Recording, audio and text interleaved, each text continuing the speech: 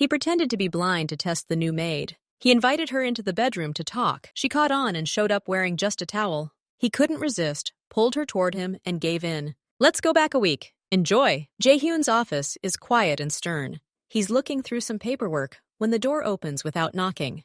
Only Elle and Sungho, his top assistant, enter. Seongho always has a businesslike air, but right now there's a special look of concern in his eyes. Seonho places a plain brown file in front of Jaehyun.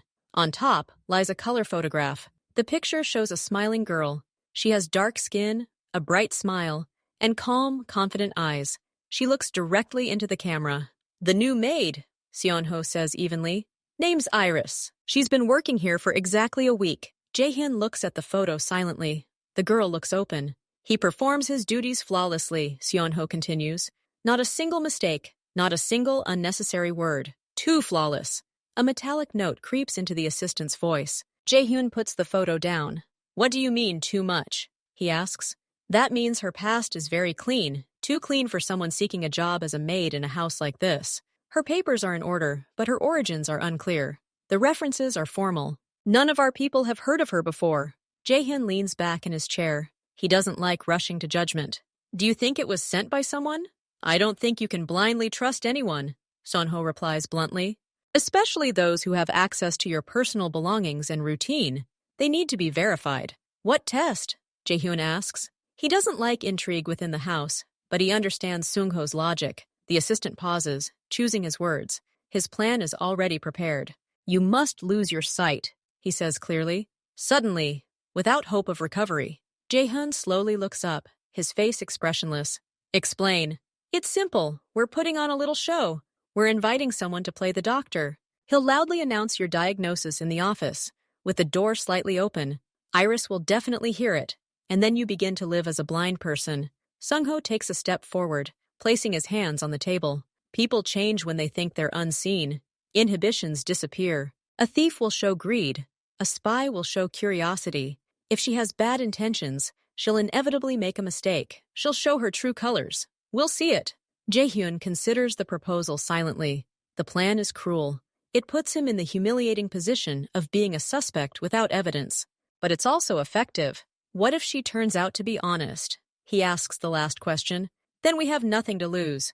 You'll simply recover after a while, and she'll be generously compensated for her loyalty and the extra workload. But I'm sure she's not being honest. Jaehyun stands and goes to the window. Beyond him lies a garden, trimmed with mathematical precision. He hates disorder and uncertainty. The new maid is potential uncertainty. He thinks about the girl in the photograph, about her direct gaze. Accusing someone based solely on suspicion is not his style, but his world is built on caution. One mistake can be costly. Sungho, as usual, thinks like a security guard, not a human being. His logic is ironclad. Jaehyun turns around. Sungho waits, maintaining a neutral expression. Jaehyun says quietly, "Do as you see fit, but I don't want any unnecessary fuss. And remember, if she turns out to be clean, I'll apologize to her personally. And you're responsible." The boss's voice carries a clear warning. Seongho nods. He's heard the agreement, and that's enough. I'll arrange everything. The doctor will arrive tomorrow morning. Everyone will be warned, except her. Jaehyun nods and turns back to the window. The play has been approved. Now he's about to play the lead role, a role he feels absolutely no desire for. He hopes Sungho is wrong. But inside, a cold, analytical mind is already kicking in, preparing for the performance. The next morning, an unusual silence reigns in the house. The servants move along the corridors with particular caution, exchanging brief glances. Everyone except Iris has been warned. For them, this is a test of the newcomer's loyalty, a small ritual of initiation into their closed circle. At precisely 10 o'clock in the morning, black cars pull up to the front door. A middle-aged man, wearing glasses, steps out of one, carrying an expensive medical bag. He looks respectable and serious. This man is an actor, a longtime acquaintance of Seonho's, who specializes in playing doctors and scientists. His name is Min, but today he's Dr. Kang. Mina is led into Jaehyun's office. The door closes, but not all the way. A gap about 2 fingers wide remains. This is important. Inside the office, Jaehyun sits at the desk. He's already gotten into character. His posture is a little more stiff than usual. Sungho stands against the wall, his face a mask of worry. Dr. Kang, thank you for coming so quickly, Seonho says, beginning the performance. His voice is loud enough to be heard in the quiet hallway. Tell us everything honestly, Jaehyun says. His voice is even, but there's a hint of weariness in it. The actor begins his part. He speaks of complex medical terms, sudden neuropathy, optic nerve damage, irreversible changes. His speech is professional and ruthless. He deliberately pronounces phrases clearly and loudly. Unfortunately, the prognosis is bleak, the doctor states exactly as agreed. Modern medicine is powerless here. Your vision will not be restored. You'll have to learn to live in new conditions. Complete adaptation to darkness. There's a tense pause in the office. She, too, has been fired. Are you sure? There can't be a mistake? Seongho asks, his voice filled with genuine desperation. He plays brilliantly. I double-checked the information. I'm sorry, the actor replies. At this moment, Iris was scheduled to pass by the office door. Xiang-ho had previously instructed her to take clean towels to the dressing room, which passed right by this corridor. Iris appears in the hallway without a sound. She carries a neat stack of white towels. As she reaches the office door, her steps slow for a moment. She hears fragments of phrases. It won't recover. Dark adaptation. Sorry. She stops, not right at the door, but slightly to the side, as if adjusting the edge of her top towel. Her face is turned toward the crack in the door. She stands there for a few seconds, absolutely still. Her expression doesn't change. There's no fear, no panic, no curiosity. Her features remain calm and focused. Then she carefully shifts the stack of towels from one hand to the other, turns, and continues her way toward the dressing room. Her steps remain quiet and measured. There's no sign of her agitation. From behind the half-closed door, Seon-ho watches her movements closely. He saw her pause. He saw her listening. But her reaction, or rather, her complete lack thereof, unnerves him. A person hearing such news about the owner of the house should have reacted somehow. Be surprised. Show at least a hint of emotion. She simply accepted the information and moved on. Iris enters the dressing room and puts the towels back in their proper place. She looks at her hands, then exhales slowly. Only now, completely alone, does her brow furrow slightly. A flicker of not sympathy, but a quick, calculating thought flashes in her eyes. She glances at the door leading to the office and shakes her head very quietly. Once. Then her face becomes smooth again, as if nothing had happened. She exits and returns to her usual duties. After the doctor leaves, Jaehyun formally announces his illness to the staff. He does so briefly, standing in the hallway. His voice is firm, but lacking its usual strength. He says this is non-negotiable, that treatment is futile, and that everyone should continue working as usual. From that moment on, he begins to play his role constantly. It's more difficult than he thought. He learns not to look people in the eye, but to direct his gaze slightly lower or to the side. His movements become more deliberate. Tell me what we're having today, Iris, he says, staring into space in front of his plate. Iris stands nearby, her voice calm and precise. Porcini mushroom soup, sir. The second course is stewed sole with vegetables. To your right is a glass of water. He nods and carefully reaches for the spoon. He deliberately misses slightly, hitting the handle of the glass. The water ripples slightly. Iris doesn't make any sudden movements to help. She simply says quietly, "Spoon to the left, sir." Jaehyun finds a spoon and begins to eat. He feels her gaze on him. It's not just a maid's observation. This gaze is attentive, scrutinizing. It seems to scan his every movement, searching for inconsistencies. In the evenings, he reads. Seongho brought him several books printed in Braille. Jaehyun runs his fingers over the raised dots, pretending to be immersed in the text. In reality, he's thinking about Iris, about her icy calm, about how she didn't ask a single unnecessary question, didn't show undue pity. She simply does her job, becoming even more attentive. After a few days, he begins to notice changes in her behavior. She doesn't just anticipate his needs, she begins to anticipate them. The book he read yesterday is already in the same place on the table. A cup of tea appears a second before he's about to ask for it. She gently guides his elbow if she thinks he's going the wrong way. Her touches are light and impersonal, but always precise. She integrates into his new reality with frightening efficiency. This isn't the behavior of someone looking to take advantage of someone else's weakness, but it's also not the behavior of a simple, naive servant. It's something else. And this makes Jaehyun even more wary. The days go by. Iris works. Her behavior doesn't change one iota. She's the epitome of a service robot, programmed for perfection. Every morning, she arrives promptly at 6. She prepares breakfast. She sets the table with mathematical precision, always placing the coffee cup in the same spot to the left of the main plate, at a comfortable arm's length. She describes the dishes in the same even, informative voice, without emotion. Omelette with herbs, toast, freshly squeezed juice. When Jaehyun is reading in his office, she quietly enters to adjust the curtains or dust. She doesn't knock, but she doesn't sneak in either. She simply appears, does her job, and disappears. She never tries to talk to him first, except on business matters. She doesn't ask about his health, doesn't sigh, doesn't look at him with pity. She accepts his new state as a given. She even begins to anticipate potential complications. She removes small objects from Jaehyun's usual routes. A vase sitting on the hallway floor, a decorative nightstand. She doesn't do this in front of him, but in advance. She leaves doors either fully open or fully closed, so there are no half-open doors that he could bump his shoulder against. Her perfection becomes almost unnatural. Servants usually display some human weakness, distractions, mistakes in small details, expressions of fatigue. Iris doesn't. She's become a silent, efficient mechanism, perfectly integrated into the new household routine. She doesn't take advantage of the situation. She doesn't try to learn anything unnecessary. She simply works. And this begins to bother Jaehyun more than if she immediately started stealing silver. Seon-ho and the security guards see things differently.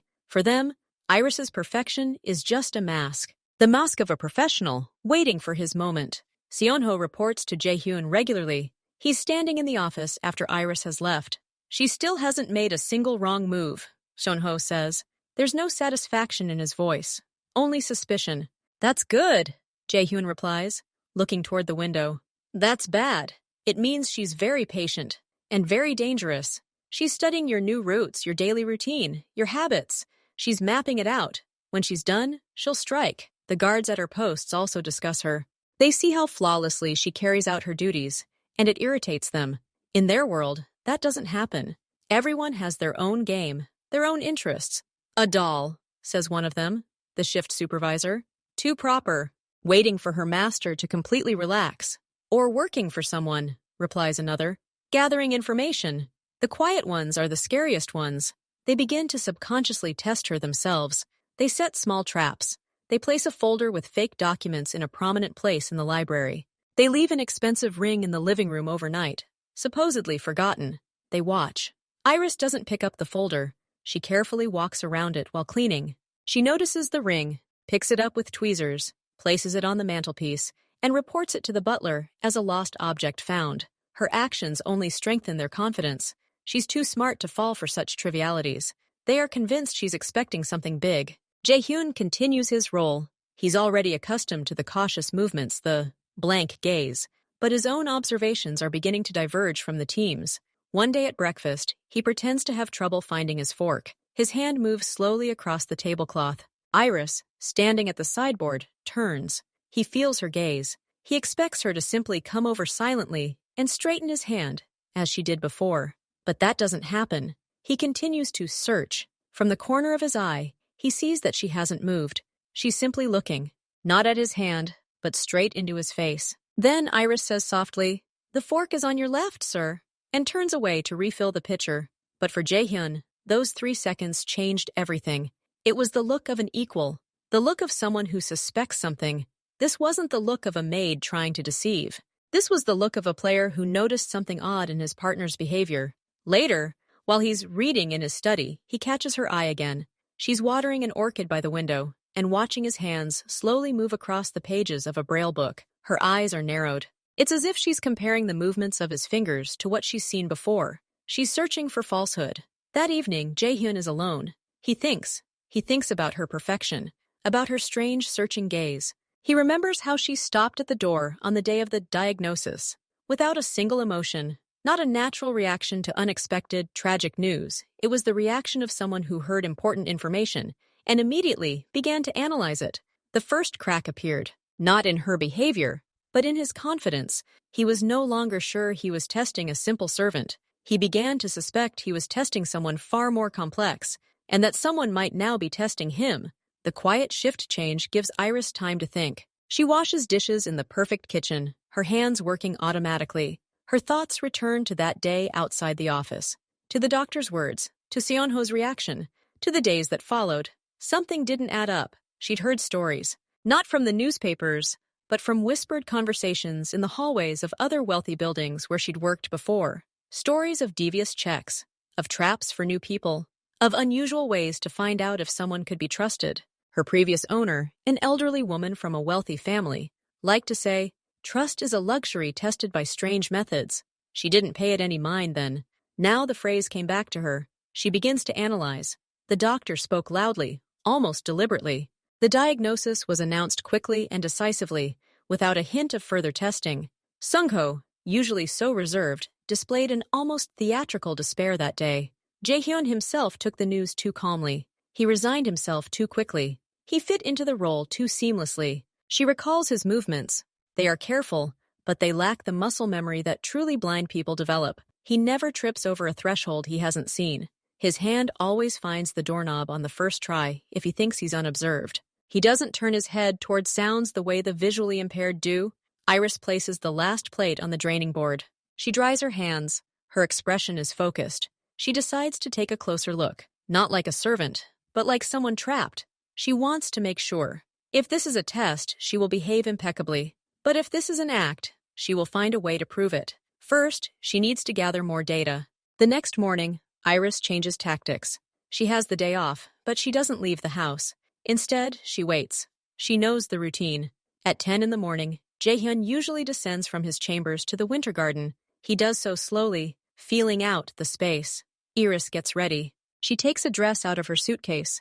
It's bright red, made of thick silk. It's short, form-fitting. She puts it on. She paints her lips the same red, does her evening makeup, dark eyeshadow, precise eyeliner.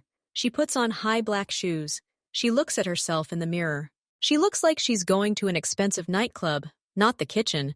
She emerges from her room just as Jaehyun begins descending the main staircase. She doesn't come to meet him. She walks down the hall at the foot of the stairs. Her heels click loudly and distinctly on the marble floor. The sound echoes throughout the quiet house. She walks slowly, allowing him to descend completely. She knows he can hear her. She senses his presence. She turns, pretending to adjust a vase on the console. She stands at full height, a bright red spot against the light walls. She looks directly at him. Her posture is relaxed, confident. She waits for the slightest reaction, a slowing of her step, an involuntary turn of her head toward the sound, a change in facial expression, any microscopic detail that will betray his sight. Jaehyun hears the click of heels even on the stairs. The sound is unusual, sharp, not like the soft slippers of a servant. It's coming from below. He continues down, holding onto the railing. His face remains completely neutral, unseeing. As he reaches the top step, he feels, rather than sees, a bright splash of color off to the side. His peripheral vision registers a flash of red. He recognizes Iris. He sees a silhouette in a short dress, bright makeup. It's a provocation. It's a direct challenge. She's testing him. Everything inside him clenches.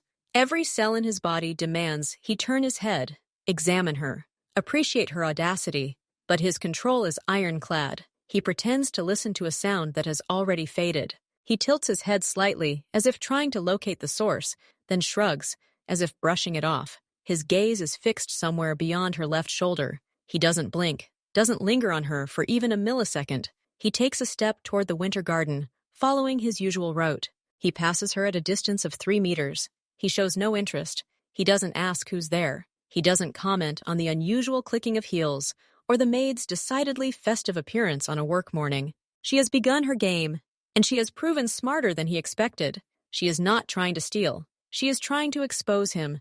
Now the test has turned into a duel, and he must keep playing to see how far she is willing to go. Evening falls, and the tension in the house doesn't subside. Jaehyun spends time in the study. He sits in a chair by the extinguished fireplace.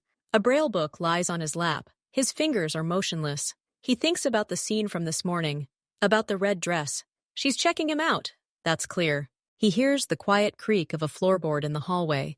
The office door is ajar. He doesn't turn his head. Iris appears in the doorway. She's not wearing her uniform. She's wearing a dark lace robe draped over her shoulders. The hem of a short silk nightgown is visible underneath. The robe is untied. She stands in the light of the hallway lamp, the lace casting a patterned shadow on the floor. She doesn't say a word. She simply stands there, leaning against the doorframe. Her arms are crossed over her chest, and the gesture is anything but modest. It's an expectant pose. Her gaze intently studies his face, his hands, his posture. She waits for him to acknowledge her presence, to hear the rustle of fabric or feel the movement of air. Waits for him to ask, "Who's there?" Jaehyun feels her gaze on his skin, like a physical touch. He takes a deep breath and exhales slowly. His fingers begin to move, slowly gliding over the raised dots on the page. He pretends to read. He feigns complete immersion in the text. He doesn't blink, staring into the space in front of him, right through her. Minutes pass in silence. Iris doesn't leave. She shifts her position, shifting her weight from one foot to the other. The silk of her robe rustles softly. The sound is very clear in the quiet office. Jaehyun continues to move his fingers across the page. His movements are deliberate, but not rapid. He imitates the reading speed of a blind person deciphering text. He even moves his lips slightly, as if silently pronouncing the words. It's a detail he's thought through beforehand. He feels the adrenaline rushing to his temples. Every muscle in his body is tense, but outwardly he's completely relaxed. He must ignore her. He must act as if there's no one else in the room. Any turn of the head, any question, that's defeat. Iris slowly runs her hand down her robe, adjusting the lace on her shoulder. The movement is wide, fluid, calculated to catch his eye. He sees it out of the corner of his eye. A bright flash of skin against the dark lace. He doesn't react. She finally takes a step forward. 1, 2. She stops 2 meters from his chair. She looks at his hands, watches his fingers glide over the same line. Perhaps she notices that he's been reading the same page for 5 minutes now. His concentration must be absolute. "Sir, would you like some more tea?" she finally asks. Her voice is low, slightly hoarse, different from her usual. He slowly raises his head, directing his gaze slightly to the left of her face. "No, Iris. Thank you. You are free to go." His voice is even, indifferent. She lingers for a moment longer, then nods quietly. "Good night, sir." She turns and leaves, her footsteps fading down the hallway. Jaehyun doesn't move until he hears the far door close. Only then does he lean back in his chair and close his eyes. His hands tremble with tension. She's almost won. Almost. That night, Jaehyun gets ready for bed. He's already in his pajamas. He turns off the main chandelier, leaving only a dim sconce by the bed. The house is deathly silent. He hears the water turn on in the next room, in his bathroom. The sound of a shower. This is a common occurrence. Iris sometimes uses this bathroom for cleaning late at night, but now is not the time for cleaning. The sound of the water stops. A few minutes pass. Then the door from the bathroom to his bedroom quietly opens. Iris stands in the doorway. Her hair is wet, pulled back into a tight bun. Drops of water are dripping off her body. She's wearing no robe or nightgown. She's wrapped in a large bath towel. It's wrapped around her body, under her arms. Her shoulders and collarbones are bare, her skin glistening with moisture. She doesn't say a word. She walks through the bedroom, heading for the hallway. She walks slowly. She passes right past his bed, a meter away. He's sitting on the edge of the mattress, pretending to adjust the blanket. The scent of her shower gel, fresh with a hint of citrus, reaches him. He sees every drop on her skin in the soft lamplight. He sees the way the towel clings to her hips. This is the most revealing, the most daring test. She reaches the door, places her hand on the handle, but doesn't open it. She stops and turns around. He looks straight at him. Her face is serious, unsmiling, as if she's solving one last problem. She lets go of the door handle and takes 2 quiet steps back into the room. She stops directly in front of him. She's so close that he can see the shadow of her eyelashes. She simply stands, looks, waits for his gaze, his unseeing gaze, to flicker and fall on her body. Waits for any sign that he perceives her as a woman, and not as an invisible object in the darkness. Iris stands motionless. The damp towel gives off a light steam. Drops of water from her hair fall onto her shoulders and the floor. She breathes evenly but deeply. Her chest rises slightly. She looks straight at his face, studying every detail. His eyes, which should be empty. His lips. The tension in his jaw.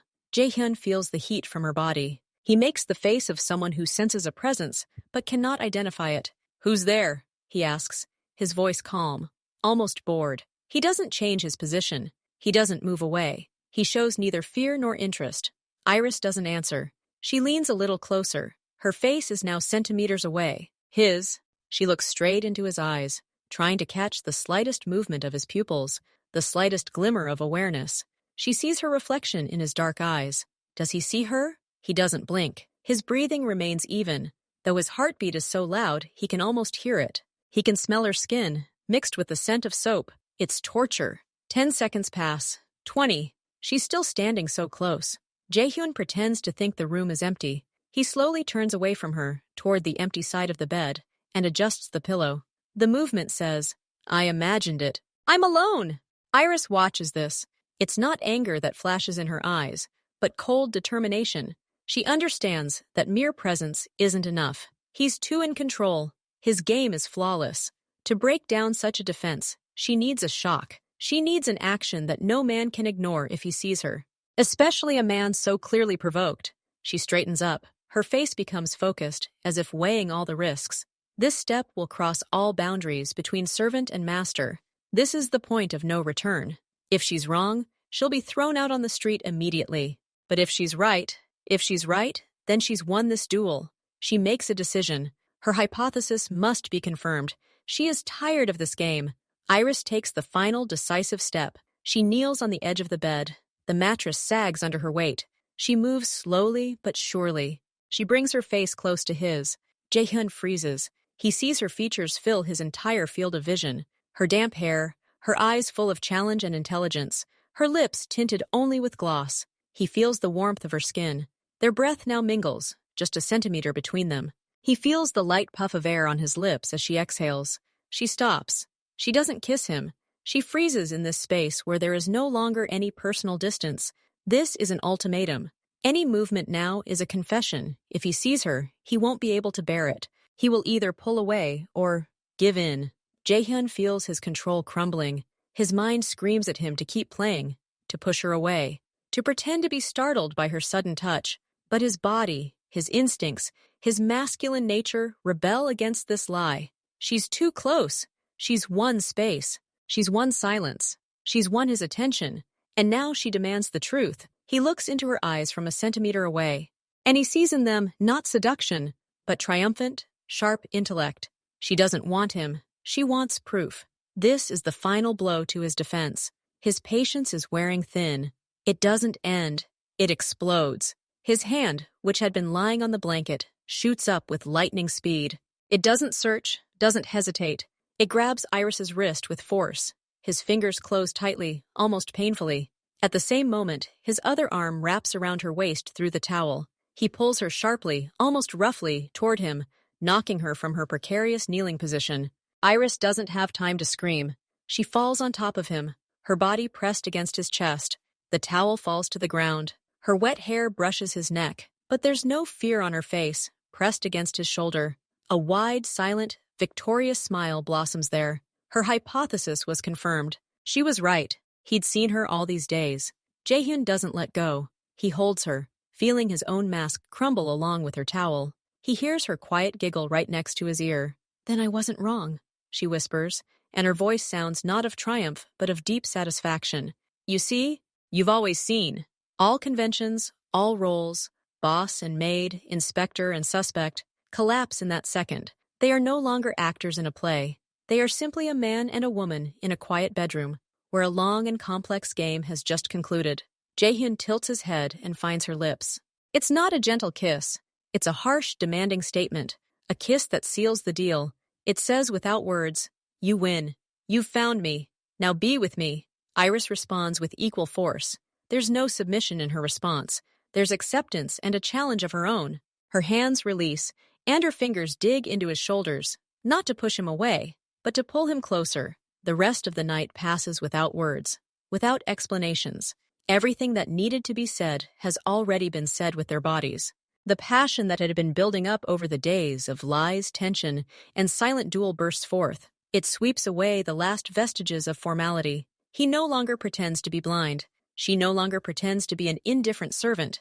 They exist beyond those roles. Morning comes with a cold, clear light. Jaehyun is the first to wake. He lies on his back, staring at the ceiling. Beside him, under a heavy silk blanket, Iris sleeps. Her face, in repose, seems younger. The silhouette of her shoulder and the curve of her neck are surprisingly vulnerable. He rises silently and throws on a robe. He goes to the window. The garden below looks the same, but everything inside has changed. He hears a slight movement. He turns around. Iris is sitting on the bed, holding the blanket to her chest. She's no longer asleep. Her eyes are clear, wide awake. There's no embarrassment on her face, no smile. There's a calm, unwavering determination. "Now explain," she says. Her voice is quiet but firm. It sounds less like a servant's request than like an equal's demand. Jaehyun looks at her. She's not going to let this fade into the past. She wants words. She deserves them. "Explain what?" he asks, even though he knows the answer. "Everything," she replies shortly. "Why this performance? Who created it? Why me? You owe me the opportunity to tell me." She doesn't seem angry. She's demanding a report, like a general after a battle demands surrender in terms. Jaehyun sighs. He walks over to the armchair by the fireplace and sits down. He gestures to the chair opposite. "Sit!" Iris doesn't move from the bed. She just waits. She's not going to play the respectful gestures now. "Okay," he says. "You're right. It was a test." He begins to speak, clearly, to the point, without embellishment. He tells of Seonho's suspicions, of her too-perfect past, of her fear of a spy or thief in her home. He explains Seonho's plan, to feign helplessness in order to see the man's true colors. "They were all sure," Jaehyun says, looking at her directly. "Sure you'd take advantage of the situation, steal something valuable, or pass on information. I didn't want to believe it without proof, but in my world, caution is a must." He talks about the actor-doctor, about how everyone in the house, except her, knew about the game, about his own doubts that arose when she behaved impeccably, and about the moment when he saw in her eyes not sympathy but analysis. "You were too smart," he says. "You didn't act like a victim of circumstances. You acted like an adversary. And then I realized the test had turned into something else." He pauses. "And then you started your inspection. The red dress, the robe, and this." He nods toward the bed. "I either had to undress or miss this. I couldn't miss it." He falls silent, letting her digest the information. He doesn't apologize. He simply states the facts. He explains the logic of his world, where trust is a luxury proven in strange and cruel ways. Iris listens silently. Her face remains inscrutable, but her eyes are busy. She digests every word. When he finishes, silence falls over the room. First comes a wave of anger, hurtful, searing. She was being tested like a lab rat. They were watching her, waiting for her to slip up, making assumptions. Her honesty, her work, were dismissed as a mask. Her dignity was ignored. Her hands clench into fists under the blanket. "You decided everything for me," she says finally. Her voice is even, but there's a hint of ice in it. "You decided I was lying. You decided how to catch me. No one asked. No one even tried to talk." Jaehyun doesn't deny it. He nods. "Yes, that's how it's usually done." And then her anger collides with the cold reality of his words. "In my world, caution is a must." She looks at him, at a man who never relaxes, who lives surrounded by high walls, not just stone ones. She remembers the guards' tense faces, the omnipresent cameras, the silence of this house, where every rustle is audible. This isn't a home, it's a fortress. And in a fortress, only the trusted are trusted. Her anger doesn't subside, but something else is added to it. Understanding. Not justifying his actions, but understanding their roots. He didn't do it out of personal whim or cruelty. He followed the rules of survival in his universe, rules that may have saved his life more than once. "Your assistant, Seonho," she says. This is his idea, his plan. It's not a question. It's a statement. She saw the way Seonho had been looking at her the whole time. Jaehyun nods again. "Yes." Iris leans back against the pillows, her gaze lost somewhere in the patterns on the ceiling. Anger and understanding war within her, and there's no clear winner yet. "So what now?" Iris asks, looking back at him. "Did I pass the test? Do I get the seal of approval?" There is a bitter irony in her voice. Jaehyun says honestly, "Now it's the other way around. Now you don't trust me." He stands up and approaches the window again, turning his back to her. This confession does not come easy to him. "You deserved the truth, and I gave it to you. But your trust in me, it's gone now. I destroyed it with this game, and I must win it back, if you're willing to give me that chance." He says this without pathos, as if stating a new fact. The balance of power has shifted. He's laid his cards on the table. Now she's keeping his secret, and now she has reason not to trust him. Everything that happens next depends on her decision. Later that morning, Jae-hyun calls Seonho into his office. The assistant enters with his usual impassive demeanor, but his eyes instantly read the change in the atmosphere. Jae-hyun sits at his desk, no longer pretending. "The plan failed," Jae-hyun says without preamble. Seonho raises an eyebrow slightly. "Did she steal something?" "We didn't see anything." "Worse! She revealed everything, and she's not a spy or a thief." Seonho is silent for a few seconds, processing the information. "How did she reveal it?" "She was smarter than your plan. She tested me back and forced me to open up." Jae-hyun doesn't go into details. He keeps them to himself. "It's unexpected," Seonho says slowly, "but that doesn't eliminate the risks. Her past is now her own business." Jae-hyun cuts him off sharply. "Your insidious plan, à bout fond, as you called it, led to unforeseen consequences. It endangered not a potential enemy, but someone who could have possibly become an ally. Now I have to deal with the consequences of your excessive caution." Jae-hyun's voice is cold. It doesn't sound like a shout, but rather like a ruthless statement of a mistake. Sungho looks down. He realizes he's crossed a line for which only the boss is responsible. "What do you want me to do?" asks Seonho. "Nothing yet. Iris is no longer under surveillance. Call off anyone who was monitoring her, and convey to everyone, her status has changed. Treat her with the appropriate respect." Seonho gives a short, clear nod. "Understood." When Jae-hyun returns to the bedroom, Iris is already dressed, not in a maid's uniform, but in her own simple pants and sweater. Her hair is tied up. She stands in the middle of the room, ready to talk. "I discussed this with Seonho," Jae-hyun says. "The surveillance has been stopped." Iris nods, as if it were obvious. "Okay, but that's not all. I'm not putting on that uniform again. I'm not pretending nothing happened. I'm not going back to being a tea-bringing, dusting maid." She says this calmly, but definitively. "What role do you want?" Jae-hyun asks. "For now, nothing. For now, I'm just Iris, the person who lives in this house and who decides what happens next. I don't have a position, but I have conditions. Which? Respect. From everyone. No assignments from Seonho or anyone else. My room remains my own. And I decide how long I spend here and what I do. If that's unacceptable, I'm leaving today." She lays out her conditions clearly, as if she'd prepared a speech in advance. She's not asking for wealth or status. She demands autonomy and respect for her boundaries, something she's been missing for all these days. Jae-hyun listened to her conditions. He expected anything: money, status, revenge on Sunho, but not this. She didn't ask for things, but for freedom and dignity. At that moment, he sees her not as a woman he spent the night with, nor as a guilty maid. He sees a person with incredible willpower, a person who has passed his test without breaking, but rather deciphering it, who, even finding herself in a vulnerable position this morning, did not lose her composure, but took control of the situation and made her demands. Smart, measured demands. In his world, strength, intelligence, composure, and loyalty were prized. She demonstrated everything except loyalty that had to be earned. But she showed potential. The potential not of a servant, but of a partner, an ally, someone whose mind could be useful for more than just cleaning. "I accept," he says.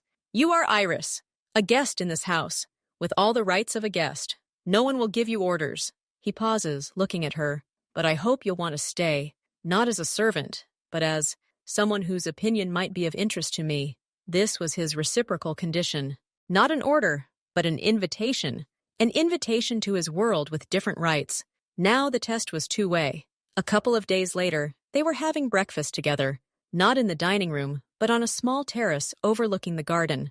This wasn't Jae-hyun's order, but a natural progression. Iris had come here because she liked the morning here. He joined her. They eat in silence, but the silence is no longer tense. It is thoughtful. "You once asked me how I knew about these checks," Iris says suddenly, without looking up from her coffee cup. "I'm not a spy or the daughter of some enemy of yours." Jae-hyun puts down the newspaper. "I'm listening." "My mother was a housekeeper, not in houses like this, but in good ones. With old money. She worked for the same family for 20 years. Iris speaks evenly, as if reading a report. One day, the master died. The heirs launched a real hunt for the servants. They looked for any clue to fire them without pay. They planted things, staged provocations. My mother went through 3 of these tests. She told me about it, so I know what people are capable of when they fear for their money or secrets. I've seen how it breaks you. She pauses and finally looks at him. When I heard that doctor outside your office, I didn't think about your health. I thought, again, another test. It was just more sophisticated this time. Jaehyun nods silently. Everything falls into place. Her calm, her analytical gaze, her reluctance to show pity. She wasn't naive. She was the daughter of a professional who had known the underbelly of such houses since childhood. This explained both her impeccability and her suspicion. Your mother, he begins. She's gone. She worked too much, Iris says shortly, closing the subject. She's given him just enough of her story to explain her behavior, nothing more. Now Iris is watching. She's not playing the obliging guest. She's behaving naturally. She reads books from his library, strolls in the garden, and sometimes cooks for herself in the kitchen, ignoring the chef's surprised glances. She watches Jaehyun react to her presence, now that the test is over. Does he truly see her as a person, not an object or entertainment? She tests his sincerity with her behavior. One day at lunch, she says, I need to go into town, take care of some business. I'll need a car. Previously, she would have asked permission. Now she just tells him. It's a test of his respect for her autonomy. Do you want an escort? He asks. Not, I'll assign you a guard. But, do you want one? No, just one. He looks at her for a second, then nods. Okay, the car will be at the entrance in an hour. Take any of the ones in the garage. He doesn't ask where or why. He fulfills their agreement. That's a plus. Another time, she declines an invitation to his office in the evening. I'm tired. I want to read a book, she says simply. Which one? He asks. She names a book on philosophy, unexpectedly complex. Interesting choice, he remarks. Are you checking to make sure I'm telling the truth? She asks bluntly. No, just getting to know you, he replies, equally bluntly. She sees that he's trying. He keeps his word. He doesn't pressure, doesn't demand. He's genuinely trying to see her as a person. But she's not yet ready to fully believe him. Her testing continues. Now she's checking to see if his interest isn't just a new, more subtle game. Iris's position in this house became unclear to the others. She wasn't a servant. She didn't wear a uniform or do any work. But she wasn't a guest from high society either. She didn't leave the house for long, and she had no fortune of her own. She lived here on an uncertain basis. This causes confusion and whispers among the staff. The maids wonder what's going on between her and their master. They see them sometimes having breakfast together, how he speaks to her as an equal. They see that Seonho, who always looked at Iris with cold suspicion, now avoids her and gives orders to others without touching her. One day, the head maid, a woman named Moran, decided to ask Iris how she should now manage her room. Previously, Iris or other junior maids had cleaned it. Now, everything was unclear. Do a normal cleaning, Iris says. Just like in the guest room. I'll put away my personal things myself. Moran nods, but her eyes are filled with confusion. What should I call you? She asks cautiously. Iris. My name is Iris. For Moran and the others, this is strange. In their hierarchy, everyone has a clear title. Mr., Ms., Chief. A simple first name is just a familiarity. Soon, everyone in this house learns that the new inhabitant is to be addressed by her first name, that she is not given orders, and that the owner himself spends time with her. This creates a new dynamic. Some are dissatisfied, seeing it as unfair. Some are subservient, hoping for her influence. Some simply avoid her to avoid embarrassing situations. Iris notices this. She understands that her new position has disrupted the established order, but she has no intention of explaining anything to anyone or trying to win their favor. She's simply occupying the neutral territory she's carved out. This is her new role, that of an independent individual in the very heart of a rigidly structured world. And the very fact of her existence in this capacity is already a challenge to the entire household system. A few days after the new rules were established, Iris decides to take a stroll through the garden. It's a cool day, so she throws on a light cardigan and steps out onto the terrace. She walks along the main path, breathing in the clean air. She likes the silence. A security guard approaches her. He's not the shift supervisor, but one of the younger ones, with a stubborn chin. He looks at her with poorly concealed contempt. He saw her as a servant, and now she's walking around like a mistress, and this upsets his sense of order. When they passed each other, the guard didn't step aside as he was supposed to. He continued walking straight down the center of the alley, forcing her onto the lawn. Iris stopped, looking at him. She didn't step off. The guard also stopped a couple of steps away from her. He was large and massive. Make way, he said quietly, not looking her in the eye. This is no place for walking. Iris didn't move. It's a walking alley, she replied calmly. I can walk here. The guard chuckled, one corner of his mouth twitching. You could before, when you knew your place, and now you think you've settled in. But to us, you're still nothing. He took a step forward, trying to physically force her back, his shoulder aimed to brush against hers. Jaehyun emerged from around the corner of the alley. He was alone, returning from his morning walk along the distant paths. He saw the scene, Iris standing motionless, and the guard looming over her. Jaehyun didn't shout. He simply quickened his pace and was at her side in seconds. His face was stony. What's going on? He asked. His voice was quiet, but it cut through the air like a blade. The guard winced and pulled away from Iris, snapping to attention. It's fine, sir. I was just explaining the grounds rules. Jaehyun looked at Iris. Was he bothering you? He doesn't think I belong here, Iris said bluntly, not looking down. Jaehyun slowly turned to face the guard. He approached him so close that he involuntarily threw his head back. Her place is wherever she chooses. In this house, in this garden, everywhere. Do you understand? But, sir, she's a guest, invited by me, and if you ever look at her with disrespect again, or speak to her in that tone, or obstruct her passage, you will never set foot in this house again, not just as a guard, as a person. I will erase you from the records and from the memories of everyone who works here. There will be no work for you in this city. Understood? The guard turned pale. He nodded, unable to utter a word. Apologize right now, Jaehyun ordered.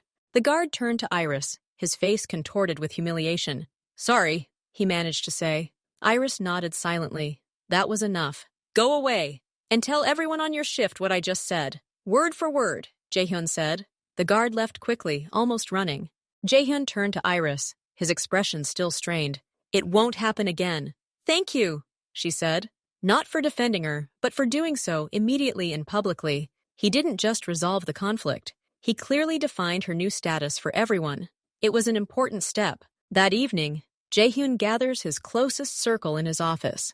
Sungho, the butler, the head of security, and the head maid Moran. Everyone is standing except Jaehyun, who is sitting at his desk. Iris is not present. He wants to convey the information without her presence to avoid unnecessary pressure. You've all noticed the changes. Jaehyun begins without preamble. Iris is no longer working as a maid in this house. She's staying here as my personal guest.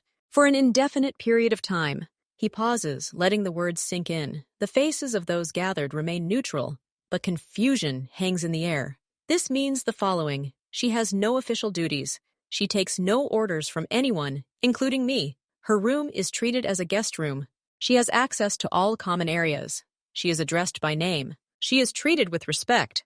I expect the same from everyone who works under you. He looks at the security chief. Today's incident in the garden was your final warning. Convey this to your men. Any display of disrespect will be punishable by dismissal. No discussion. The guard nods, pursing his lips. Understood. Jaehyun turns to Moran. Ensure there's no gossip or ill will among the female staff. Her previous position is irrelevant. She's currently a guest. That's all you need to know. Moran bows quickly. Yes, sir. Sonokan. Jaehyun looks at his assistant. You'll ensure that all logistical matters, transportation, if necessary, communications, are resolved quickly and without bureaucracy for Iris. Just like for me. Seonho nods with one sharp nod. Will do. Any questions? Jaehyun asks. Silence. There are many questions, but no one has the courage to ask them. Then that's it. Let's get to work. When everyone leaves, Jaehyun is left alone. He realizes he's just officially changed the rules of his house for one person. It wasn't an emotional decision. It was logical. He saw potential in Iris that was more valuable than her skill at setting the table. But now he has to convince not only her, but his entire team of that. After this open conversation, the atmosphere in the house changes. Iris is now treated with a distinct, cold politeness. It's not friendliness, but it's not open hostility either. It's distance. Iris herself feels a little strange. She's free, but in a gilded cage. She can do anything, but her world is confined within the walls of this estate. She and Jaehyun spend more time together now, not as lovers, but as two people bonding over a unique experience. They have dinner and talk. The topics are cautious and neutral at first. Books, gardening, art. They are both intelligent and well-read, and they have a lot to discuss. One evening, after dinner, they are sitting in the library. Iris is looking at the spines of books. Jae-hyun is watching her. "I still can't believe it," she says suddenly, without turning around. "That all this started with you playing blind." "It wasn't a game," he corrects. "It was a test. But you turned it into a game. And you won." She turns and looks at him. "Did you lose?" He thinks. "No. I got more than I bargained for. I was hoping to find a thief or a spy. I found you." She silently sits down in the chair opposite. "Sometimes I feel like I'm still being tested, that this is just the next stage. A more subtle one." Jae-hyun shakes his head. "No. The test ended the night I grabbed your hand. Everything after that is the consequences. Our consequences." They talk about what happened, openly. She asks him if it was hard to pretend. He asks her when she finally realized it. They share details no one else has seen. Their strange, almost absurd story becomes a shared secret that binds them stronger than any formal agreement or passion. They were on opposite sides of the barricade, and now they're picking through its rubble together. In these conversations, the last vestiges of awkwardness disappear. They begin to see each other not as roles, but as individuals who have been through the same ordeal. Several weeks pass. One late evening, Iris walks into Jae-hyun's office. He's sitting at his desk, working. He looks up and sees her standing in the doorway. "Will I disturb you?" she asks. He gestures for her to come in. She goes to the large window and looks out into the lantern-lit garden at night. He puts down his pen and joins her. They stand side by side, silently. Their silhouettes are visible in the reflection in the glass. "I thought," Iris says quietly, "that it all started here, in this office, with a conversation I overheard." Jae-hyun nods. "Yes, right here. It's strange," she continues. "Back then, I was standing outside the door, wondering how to survive, how not to make a mistake, and now I'm standing inside, and I still don't know what will happen next." Jae-hyun looks at her reflection. "I don't know either, and that might be the point. He's no longer in control. He's not making plans for her. What they have is unfolding on its own, slowly, carefully, but naturally." "Are you still testing my sincerity?" he asks. She thinks. "No, I stopped. A couple of days ago. When you told me about your first business and how you almost lost it all, you wouldn't have shared that if you were still playing." He smiles. It's a rare, almost invisible movement of his lips. "So, I passed the test too." "Yes." With great difficulty, they fall silent again. The only sound in the quiet office is their breathing. It's dark outside, but the lights in the garden draw safe paths through the night. "What do we do now?" Iris asks, finally turning to face him. Jae-hyun says, "No tests, no roles, just us. We'll see what happens." She looks at him, and there's neither fear nor triumph in her eyes. There's acceptance. Acceptance of this uncertain, fragile beginning. She places her hand on the windowsill, and his rests next to hers. Their fingers don't touch, but they feel close. They stand like this, looking into the night, knowing their story has only just begun. All the previous chapters were prologue to something real, something they will write together, page after page, day after day, here, in this house, which is gradually transforming from a fortress into just a home. Their home. It was the 3rd month since Iris had first heard the diagnosis from behind the office door. Winter had given way to early spring. The buds were swelling on the trees in the garden. Life in the house took on a new, unfamiliar, yet stable rhythm. Iris didn't become a mistress kept by her husband, nor did she become an advisor to Jae-hyun. She became herself. She occupied her space, both physical and psychological, with a quiet, unwavering confidence. She read, studied Korean more deeply, and sometimes helped Moran catalog antique porcelain, not as a servant, but as someone with a keen eye and meticulous attention to detail. Jae-hyun watched. He saw how, slowly but surely, she ceased being a guest and became part of the house's ecosystem, not in a subordinate role, but as an independent element. Her presence no longer provoked whispers, but became a fact. Even Seonho, though still wary, replaced his cold suspicion with a reserved, almost respectful neutrality. He saw that Iris didn't use her influence, didn't pry into secrets, didn't demand more than she was given. She simply lived. Their evenings together became a ritual. Not every day, but often. They dined and talked.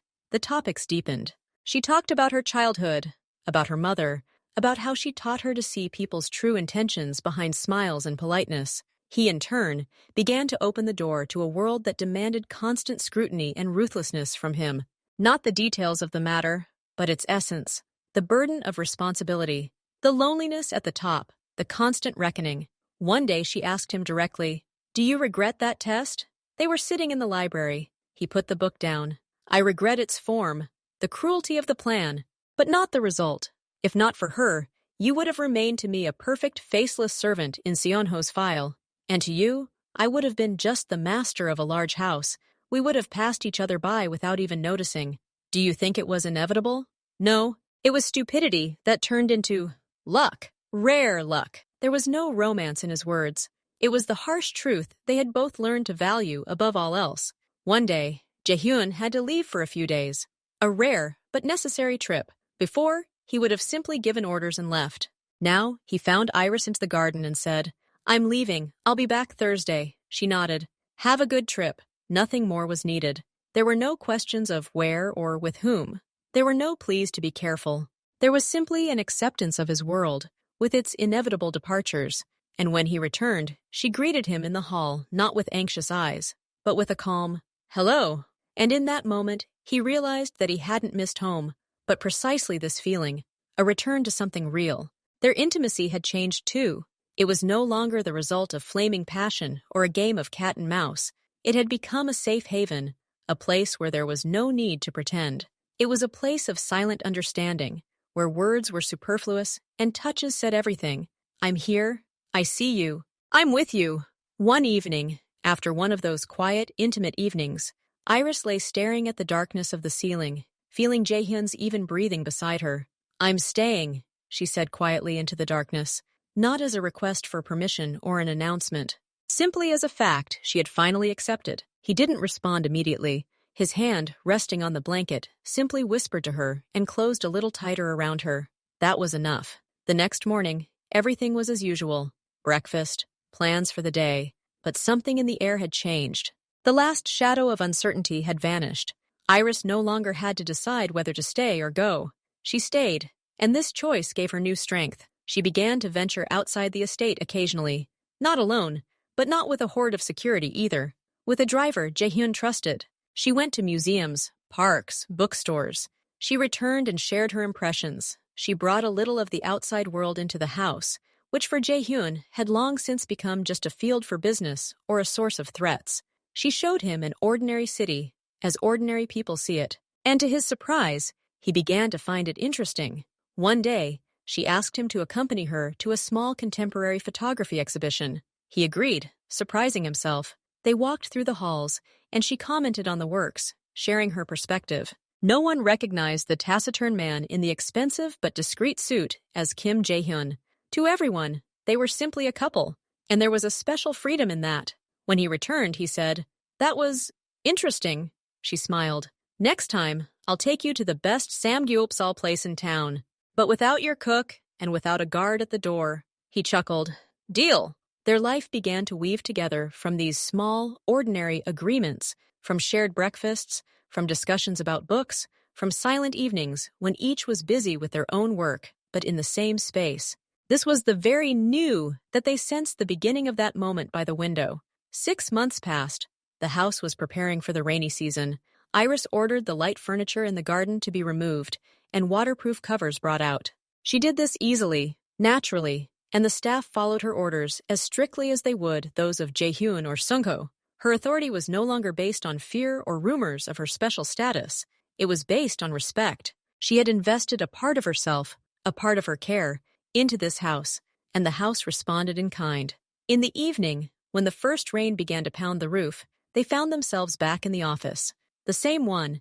Jaehyun was signing documents while Iris finished reading a book. He finished, put the folder aside, and looked at her. "You know what I'm thinking?" he asked. She looked up from the page. "I think the most valuable thing I've acquired this year isn't new territory or a new contract. It's the opportunity to see the world through your eyes sometimes. It's priceless." He didn't speak of love. That word was still too loud and vague for both of them. He spoke of trust, of allowing her to change her perspective. For a man who had always relied only on himself, this was more than passion. Iris put the book down. "And I think the most valuable thing I've gained here is the right to be myself. Not a servant, Not a guest, not anyone else, just myself, and to be accepted as such. She stood up and went to the window. Rain began to fall outside the glass, blurring the clear lines of the garden. This house is no longer a stage, Jaehyun. It's just a home. He stood and joined her, standing next to her, just like he had months ago. You're right, he said. The game is over. Forever. He turned to her, cupping her face in his hands. His gaze was warm and absolutely clear. There was no blind man's game in it, no boss's calculations. There was simply him, the man. Thank you for staying, he whispered. She closed her eyes, pressing her cheek against his palm. Thank you for stopping pretending. Their kiss was slow, deep, and incredibly peaceful. It lacked the hunger of the first night.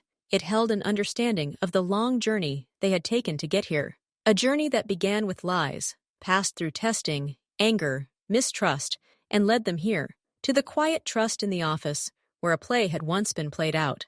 When they finally broke apart, the rain outside grew heavier, casting a thick, cozy curtain over the world. The house was quiet, warm, and safe. Jaehyun took her hand. Let's go. There's no point in standing here.